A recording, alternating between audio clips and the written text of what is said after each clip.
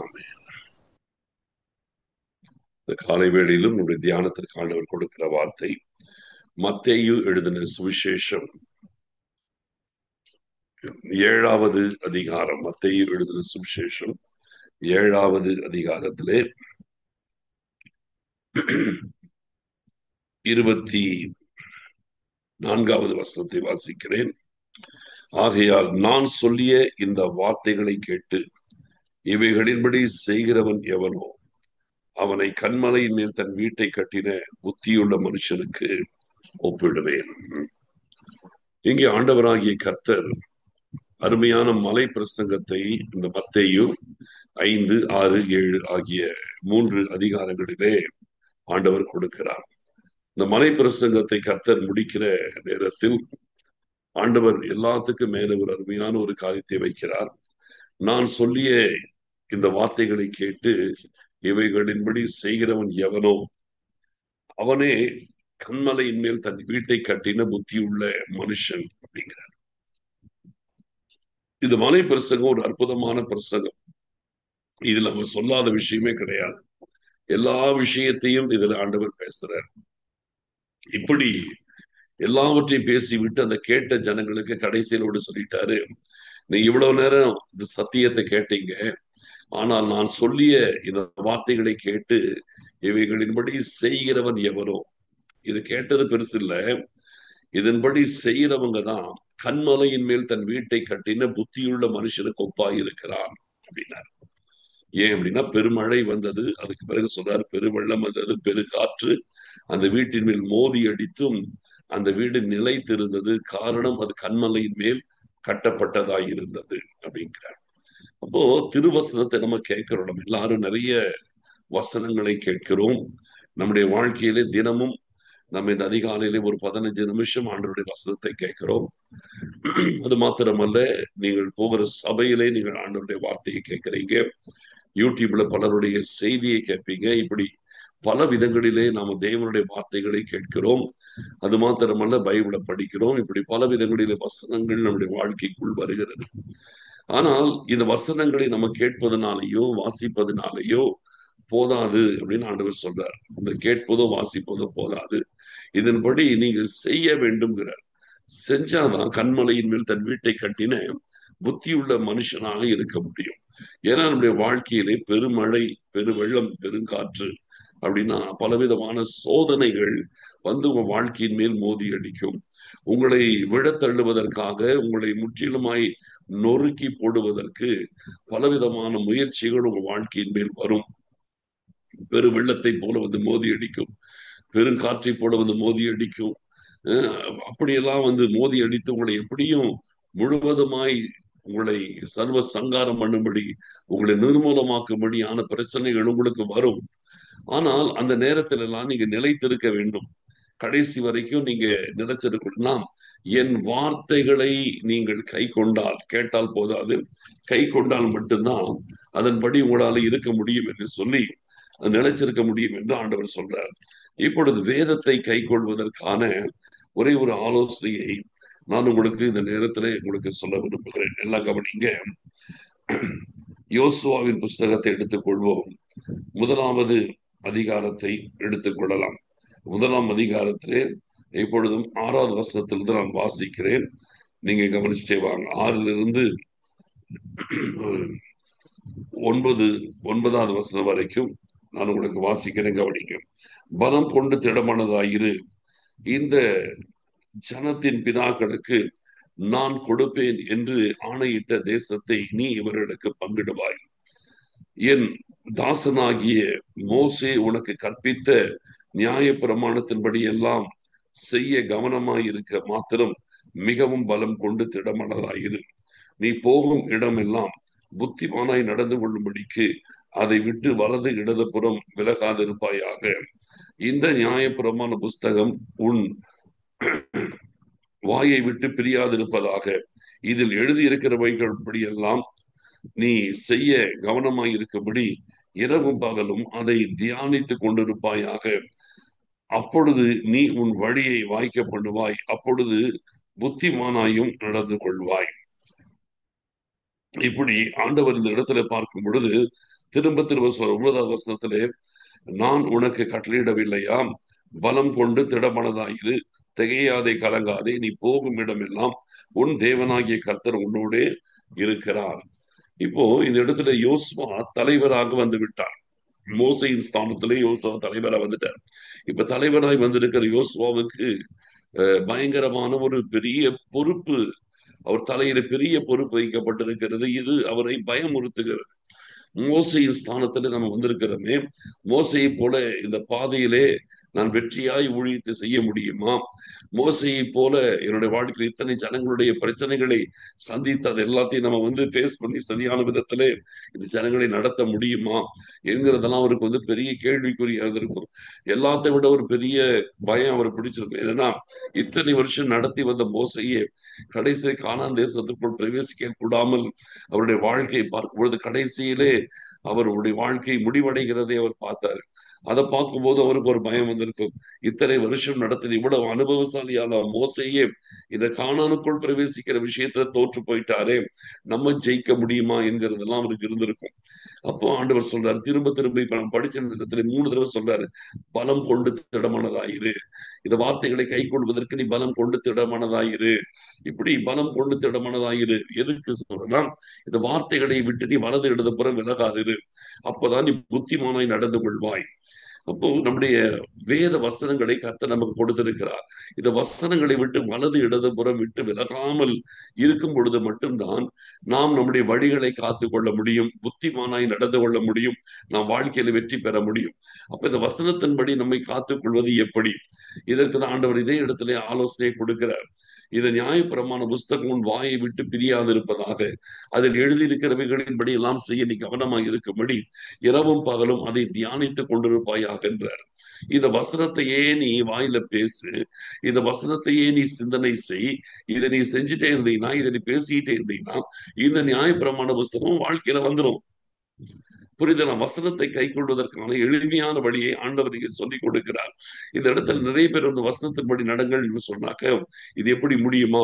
வேத வசனத்தின்படி வாழ்றதுல அவ்வளவு ஈஸியான விஷயமா? இப்படி எல்லாத்தையும் கை கொள்வது அவ்வளவு கஷ்டமாச்சு. இப்படிதான் நிறைய பேருடைய லைஃப்ல இதை குறித்து ஒரு பெரிய சுமையாய் நினைக்கிறோம்.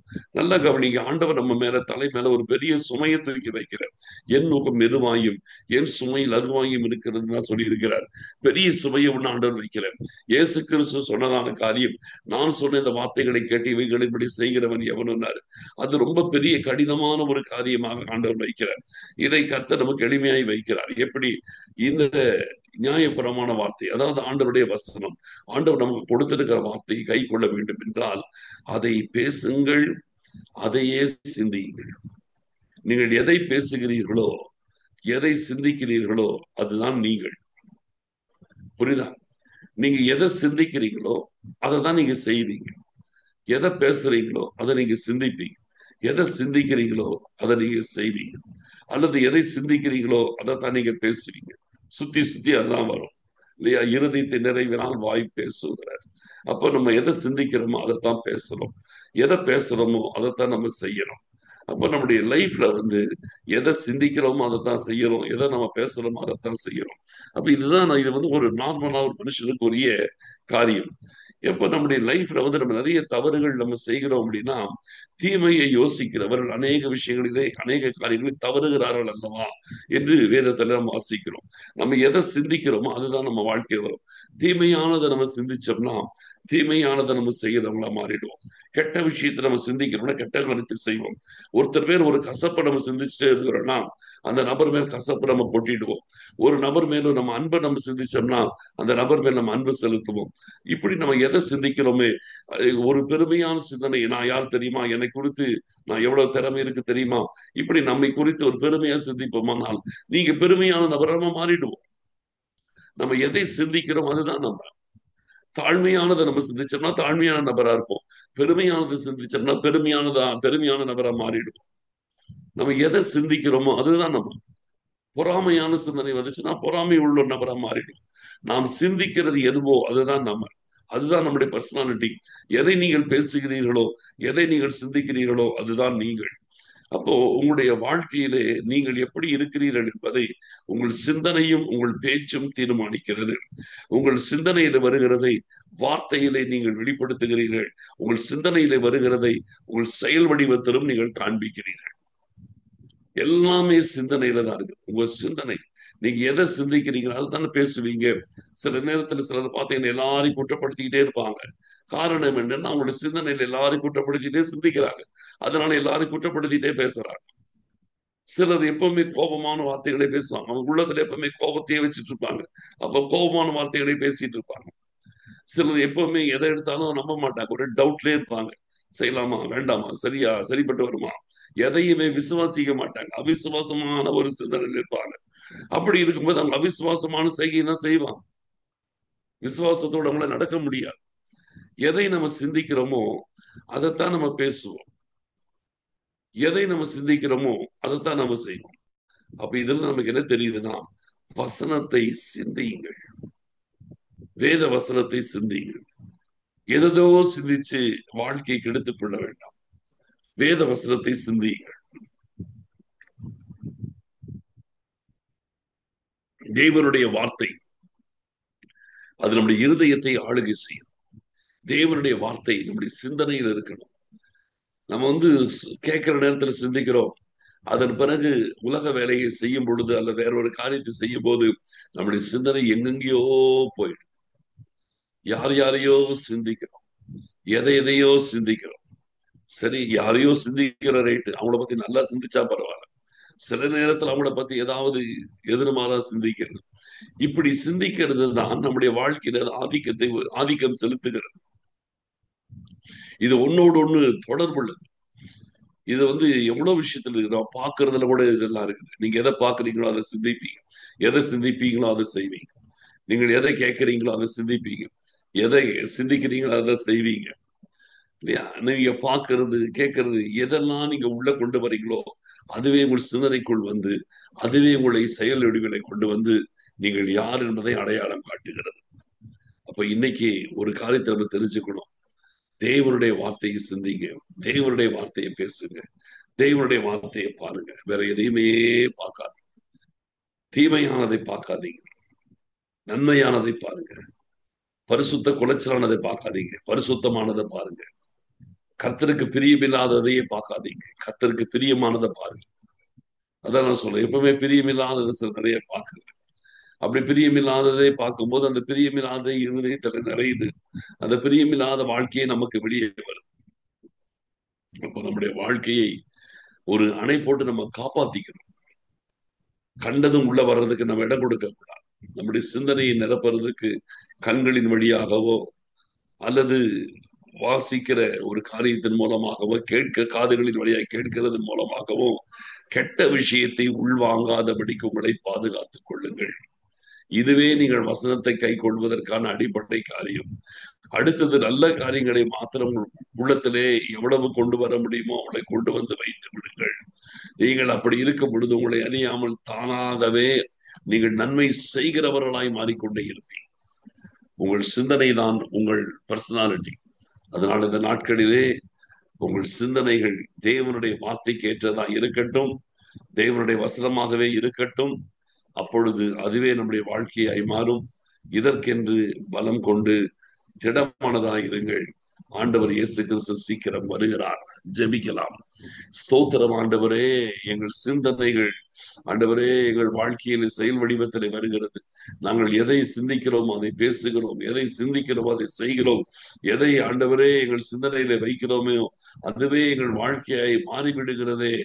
தகப்பனே, இந்த விஷயத்துல இந்த காலை வேளையில நீங்க உணர்த்தியதற்காக, எச்சரித்ததற்காக ஆண்டவரே, எங்கள் சிந்தனைகள் விஷயத்துல ரொம்ப கவனமாய் உம்முடைய வழிகளிலே நடந்து அதை எங்கள் வாழ்க்கையை முறையாக்கி கொள்ள எங்களுக்கு கிருபை செய்ய வேண்டும் என்று சொல்லி ஜெபிக்கிறோம். அப்பா, காத்து கொள்ளுங்க ஆண்டவரே. சோதரிக்கிறோம், சோதரிக்கிறோம், சோதரிக்கிறோம்.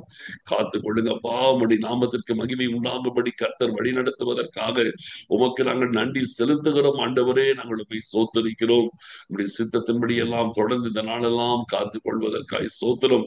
உடைய வசனங்கள் எங்களை நடத்துவதாக, உடைய வசனங்கள் இருதயத்தின் நிறைவாய் இருப்பதாக, உடைய வசனங்கள் எங்கள் வாழ்க்கையை நடத்துவதாக, எல்லாவற்றையும் பொறுப்பெடுத்துக் கொள்ளுங்கப்பா. வழி நடத்துங்க ஆண்டவரை. ஆசீர்வதிக்க காத்துக் கொள்ளுங்கள். சோத்திரம், துதிகன மகிமை யாவற்றையும் நாங்கள் உமக்கு மாத்திரம் செலுத்துகிறோம்.